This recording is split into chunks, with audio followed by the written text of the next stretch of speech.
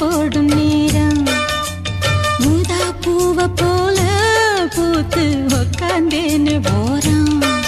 அது எப்படி எப்படி சமஞ்சது எப்படி? சக்கரவள்ளி கிழங்கு மாமா சமஞ்சது இப்படி.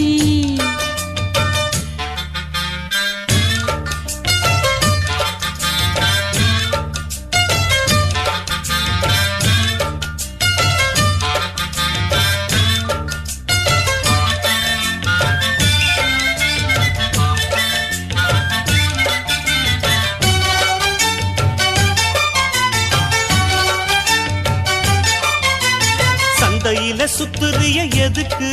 நீயும் எள்ளு விட்டு பார்த்துடணும் அதுக்காக. சில்லறைய கேக்குறிய எதுக்கு? கடன் சொல்லி விட்டு போயிடுவேன்